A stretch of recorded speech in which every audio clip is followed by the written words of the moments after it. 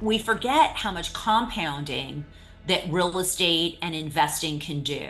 Oh my gosh, I only have $800. Well, take 300 and put it in this investment or save to get a property or figure out how to get a deal so that you can find a house. I come from a world too that you go get a job and you pay your bills. The fact that you can create the life you want and have money working for you at the same time.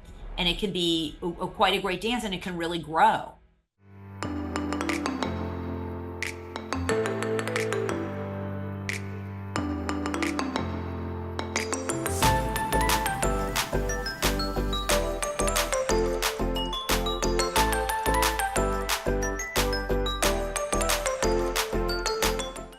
Hi, everyone. I am super excited to introduce you today to a dear friend and a great investor, well considered. And I don't even know all the wonderful things I can say right now about Tamar. Hi, Tamar. How are you doing?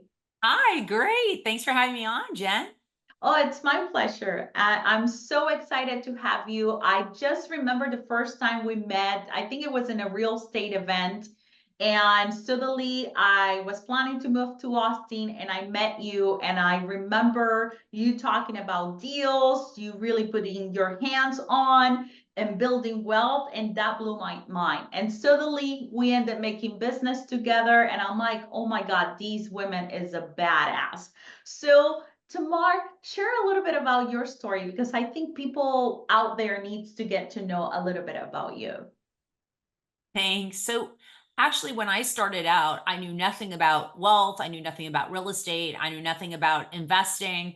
And I went the traditional path of finding a job. I was lucky enough to end up in entertainment. So, I worked in entertainment and realized shortly after around 2 years that I was really, again, trading time for money and wouldn't be able to have the freedom that I really wanted, which was when I discovered that I could actually buy a place to live in and have a tenant because that's what my landlord was doing. He worked in entertainment and I was giving him a check every month and I thought I could do this.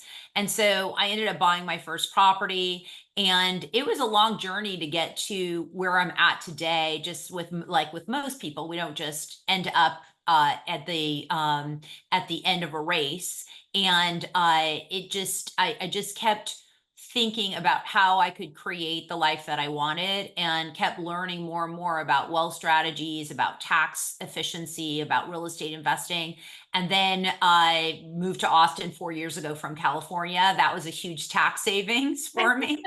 And then here we are today. I cut the story short, but that's kind of the gist of it.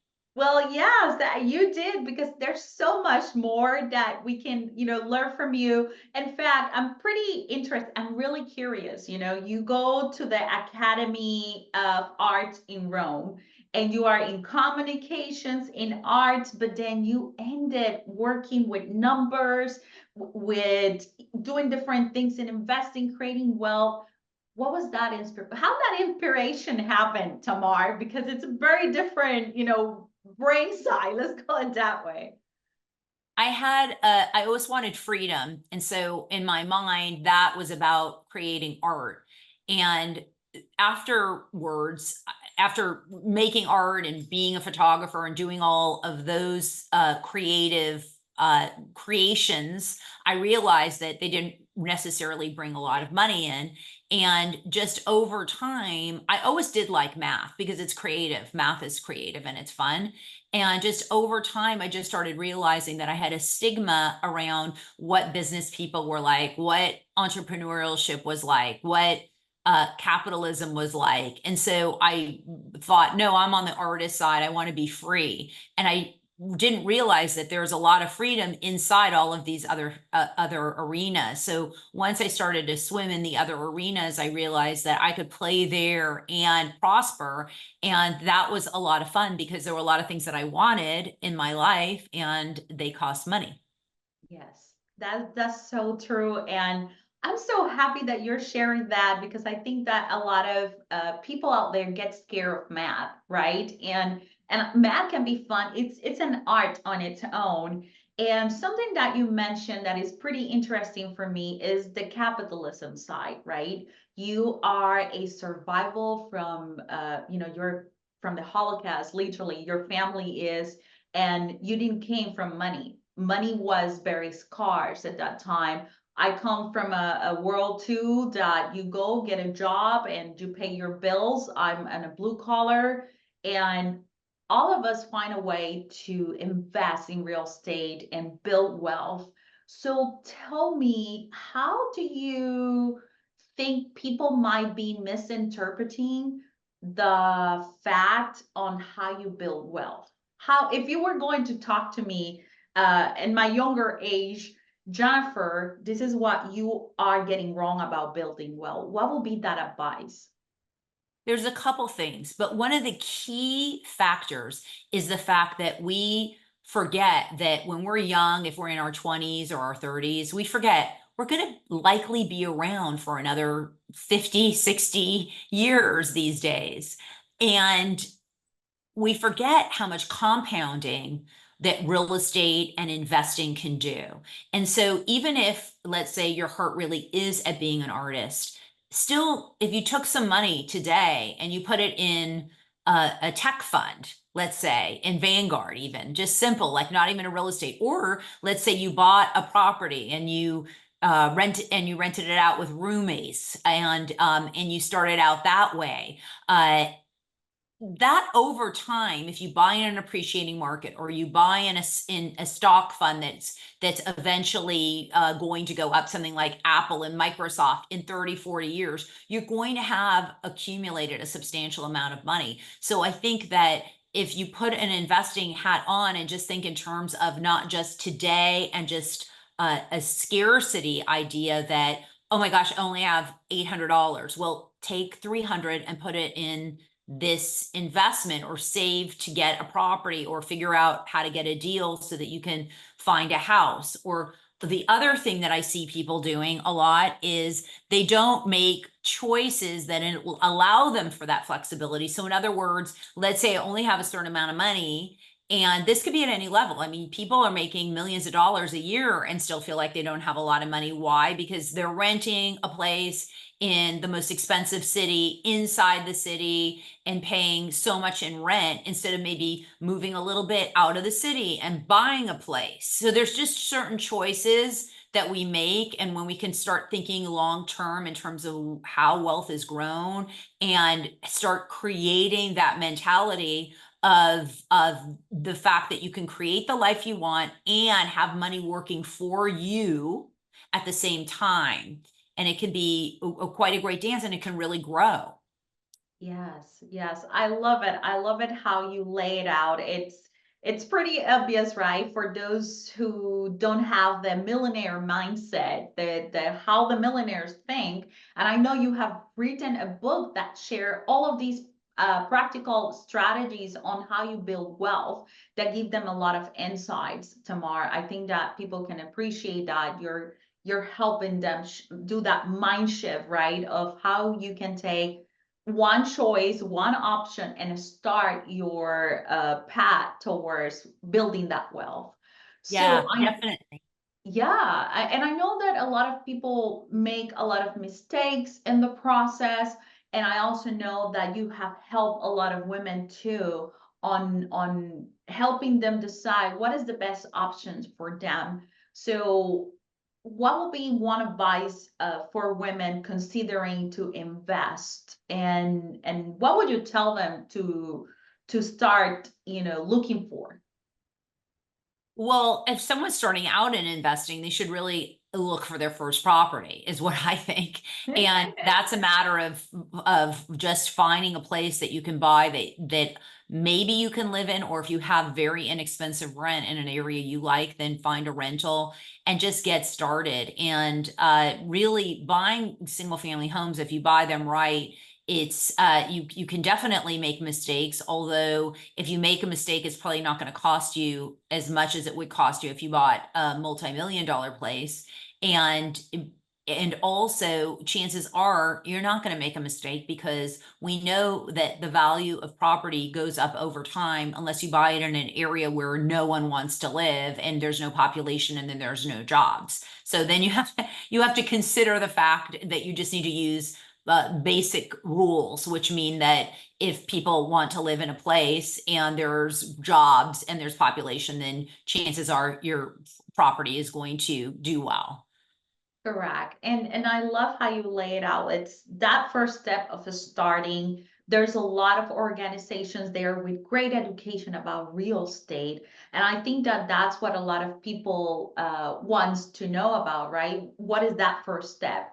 But also there is the other group of people that have done very well that maybe they are running their businesses and they are making a lot of money and they're looking to get some tax advantages, right? And learn about what you learned through your journey. I know that you run certain events to help all of these people to really get going and elevate their investing experience. And I know this, right? We invest together. I help investors with deals in real estate, but also you educate beyond real estate. You educate about wealth. Can you tell me a little bit more about what you're up to these days with that kind of training or experiences for different people? Yeah, so I wrapped up this whole wealth building, real estate investing concept and created the Women's Wealth Code. And the Women's Wealth Code walks through clarity on you and your financial goals, how to optimize for real estate opportunities, because there are 13 ways or more that you can invest in real estate. People don't realize when they start investing that there is more than one way to invest. We just hear of one way and we think, oh, that's the way. But there are so many ways to do it. There's also a million ways to structure deals, right? And to do funding. So that is where we look, but we have to look at really what you want, where you're at, how much money you need, what your objectives are, and from there we can start to create and optimize that real estate portfolio. And then after that, we look at the in the wealth code is the D, which is what I call the disciplined wealth mindset. Now, a disciplined wealth mindset is composed of three components, and that is your plan, who you're being inside the plan, and the execution of the plan. And the most important part is who you're being inside the plan, because who you're being inside the plan is really who you're evolving into being as you become the person with more money, as you become the person with more assets, as you become the person that is out in the world doing things that you've only dreamed of. So it's going to take something in order to get there. And then the E is an empowered wealth mastery, where we really talk about all the vehicles of the wealthy, the sophisticated tax strategies, the life insurance, the trusts, the legacy, and all of those pieces. So we really embody the wealth code, and that's really what I circle around and what I help women move forward with, so that they leave events and working with me with executed plans, with they're in action, they're actually making moves, they're actually solidifying everything that they want to create in their wealthy life. I love that. I love that. It sounds very practical, which is one of my things, right? When I'm participating of something, I want to ensure that when I walk out of there, I have a plan and I know exactly what to do and probably some resources. And more than that, too, it's, you mentioned a little bit earlier in the conversation about capitalism, about growing wealth, and we have learned the rules of the game, right? We continue to learn together, and you put these events together. Do you have anything coming up that might help people to realize, hey, just join us, and you can learn about the well code? There is an opportunity to join me August 14th to 16th right here in Austin. It's a very intimate event, and it's a way for us to dive in deeper with other like-minded, high achieving, high net worth women.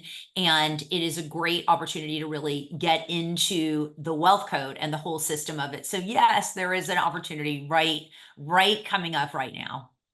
Perfect, perfect. And I will be putting more details at the bottom and the description of this video. That way people can see how they can connect with you. But I also want to point something out that really caught my attention about you, Tamar. We are about building wealth. We are about creating legacy, but there's something pretty important for me that touches my heart. And is we understand that the wealth creation doesn't come without generosity. And I noticed that you tend to donate and help other organizations out there. So I think that this is one of those things that as a woman, we appreciate it. Tell me how you picked this organization. And I know it's out of the blue, but I want to know because Oh I'm yeah, all about, absolutely. yeah, So impact driven I investing. support an organization called Mona Foundation, and for over 20 years, they've been supporting girls around the world to get education and have and teach gender equality and character traits. And so they're actually going into these countries, and instead of going in and just saying, okay, we're going to build a school here, they're identifying people that are already inside the country that are starting to educate, and then they help infuse them with the funds that they need in order to facilitate so that the community grows there, and they are able to nurture inside of the system in these very rural areas of the world that really need support. And for me, I just felt like I wanted to be a part of something bigger and wanted to donate and really feel like education is so key, and realizing our character traits, realizing our value is so important. And I just want more and more women to have a great life. And so this is just a way to support getting more outreach and more resources to these women so that they can have a better life that they all deserve. I love that. I'm so excited. I'm all about fostering communities, especially for women who want to become business owners and entrepreneurs, but also going through that entire education because it starts at the foundation when we are girls. So thank you, Tamar, for sharing that. I just thought that that was amazing. And I'm so looking forward for your next event, your upcoming adventures, because at the end, we want to catch your spark and share it with the world. Thank you, Tamar. See you. Thanks.